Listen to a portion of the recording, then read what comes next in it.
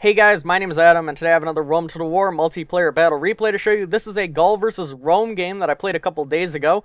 I am playing as the Gauls in this matchup, and my opponent, Emperor Corbzer, is playing as the Bruttii Romans, or the Green Romans, if you will. So, this video is going to show you that Gaul is a very, very good faction. They are not useless, and they can certainly defeat factions such as Rome, even when they're using a very traditional build that focuses on urban cohorts, cavalry, and archers. So, taking a look at my build, I have two sets of Forester warbands with no upgrades.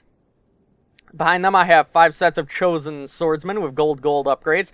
This is a very, very powerful infantry component, but this is still not the bulk of my army. I would say that the best part about my army are these 5 sets of Barbarian Noble Cavalry of gold upgrades. This is a very powerful cav component. This is not something you see very often. When people play as Gaul, you're generally going to see them bring a lot of Forester warbands, a lot of missile units. And that is where people make a huge mistake. You don't want to bring a lot of archers, especially against a faction like Rome. If we take a look at the armor on these urban cohorts, and even on these Praetorian cohorts back here, you'll notice that their armor is very good, their shields are definitely large, and your archer harassment is just not going to do very much. You can't really rely on that. So, your archers may be able to take out the Roman archers. They may even be able to do minor harassment to the cavalry, but you're not going to get much done at all in terms of infantry harassment because of their shields, their armor. You might be lucky to kill about 5, and that's with focus fire on 1 unit. It's very difficult to stop a Roman army with archers alone. That is why I always like to go for a more infantry and cavalry heavy build. Also, at the very back of my army, I have my general unit and a Barbarian Chosen Warlord heavy cavalry component. This is something that you always want to do. You never want to put your general with your infantry because they need to fight.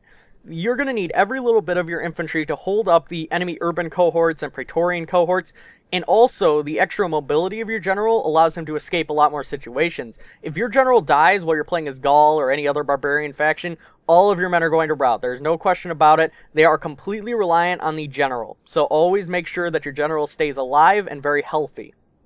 Make sure he doesn't rout, make sure he doesn't die, anything like that. Alright, so that is my build. A lot of people like to opt for those 6 sets of Forester warbands or some crazy nonsense to do a lot of harassment. I do not like that build, and I'm pretty much going to show you why. The Roman armor and shields really stop the harassment from being effective, so never do it against Rome.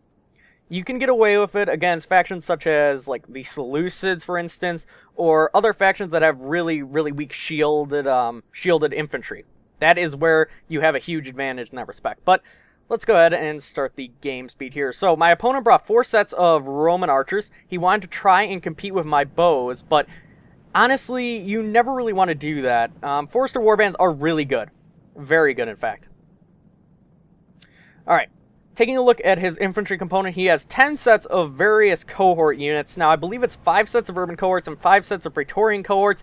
I'm not positive on that, but that seems about accurate. Also, he has 6 sets of Praetorian cavalry. Keep in mind that he went for a numbers build of Rome, which is, it's not unheard of, it's just a little bit different. Typically, you'll see people bring their heavily upgraded urban cohorts, but in this case, I guess he made a proper decision, but he was expecting me to bring 6 sets of Forester warbands. He even told me after the game.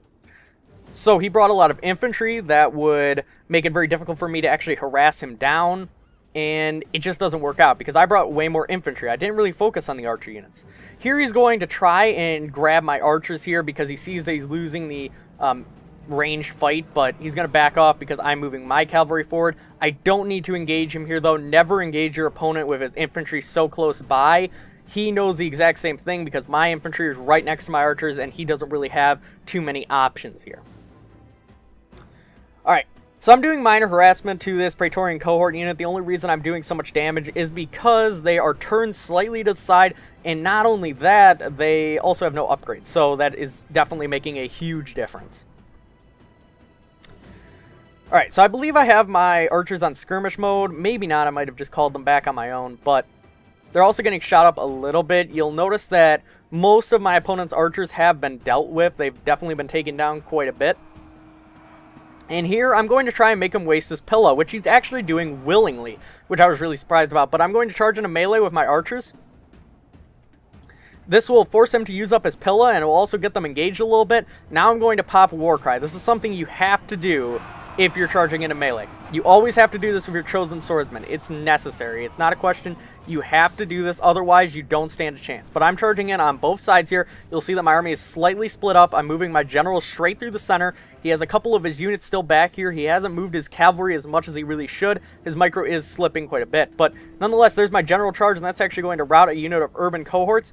Over here, he's trying to move up more reinforcing urban cohorts, but it doesn't really matter. I have a really nice concave on these guys as well, and now I'm getting some Pilla thrown at me as well. Now, keep in mind, all this time, his archers are shooting at me, and that's causing minor damage. Certainly not good to take that much damage, but it's not the end of the world either. I'm going to start a cavalry fight over here. Remember that his Praetorian cavalry is not upgraded, and my Barbarian Noble cavalry is. I'm starting a bunch of cav fights here. I don't want his cavalry to get anywhere near me for a hammer and anvil strike, and we're starting a massive engagement.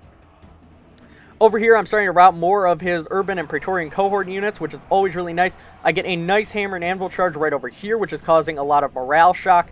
Over here, you notice that I have routed the majority of his cavalry. Over here, he has a slight advantage, but he is fighting me off, or I am fighting him off slightly, so that helps. Now, he has not used all of his cavalry yet. I am just keeping all of his cavalry busy while I have two sets of cavalry over here that is just causing a complete mash rout on his army. This is something that's very important to do. My chosen swordsman alone would not be able to do the job. You need to make sure you get those hammer and anvil strikes, and especially because none of his men were upgraded, I got the very, very nice opportunity to just cut him down quickly. That definitely helps. So he's charging his Praetorian cohorts and urban cohorts in. He's trying to kill off my cavalry, which is definitely very smart, but now it's turning into a mosh pit. And when it turns into a mosh pit like this, there's really nothing he can do, because I have way more units than him. I have my general unit charging around the flank.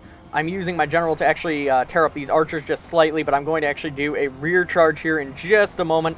Here is his general unit, and looks like he has some more cavalry coming into the fight, but I get that lovely rear charge that's going to cause all of the units except his general to rout, and now his general is completely boxed in. There's actually no way for him to get out right now, so he's in a lot of trouble. You can see that this routing unit is also having a lot of trouble getting out of this formation. And that is simply because I have this complete surround on him. There goes his general, though, and I believe I'm actually going to kill him before the game ends. So that helps. His general is completely surrounded, and there goes the enemy general. The last unit he has left is this Roman archer unit, which has just been sprinkling my army just a little bit. I'm just going to use my cavalry to charge them down, and that is going to be it. So, I hope you guys enjoyed. This was definitely a fun game for me to play. The goal of this video was to show you that Gaul is not useless. You just need to make sure you get the hammer and anvil strikes. That will cause a lot of morale shock to your Roman opponent. That's the only way you can really win with Gaul. It kind of sucks that it is this way, but it's not impossible to win against the Roman faction. It certainly is not impossible. I also think that Gaul is really underrated in the long run, but I don't know. I hope this taught you something at least, and that is going to be it. I charged down his last archer unit, and it's going to rout right there. And that's it. Heroic victory. I ended up killing 13 men, 1,213 men, and I had 530 remaining out of the 860 that I deployed. So very nice. I got a lot of kills considering the amount of men that I actually deployed, which is always really nice. It's very odd for a Roman army to actually outnumber you, but in this case he went for no upgrades, and he went for that, the numbers game. He also expected me to bring a lot more archers than I actually did, so things just didn't work out for him. But it's certainly possible to win against a Roman opponent when you're playing as these barbarian factions, such as Gaul. If we take a look at the battle statistics screen, casualties inflicted, you'll notice that the majority of casualties inflicted actually came from my barbarian noble cavalry. All of those rear charges, the cavalry engagement, he was unable to stop my complete attack with all the cavalry. It was a lot of cavalry for him to try and fight off, and in a straight-up engagement, when I had upgraded cavalry and he did not, it was pretty much impossible for him to stop me from completely harassing his flanks. So I hope you guys enjoyed. Let me know what you thought of the game in the comment section down below, and I will see you in future videos.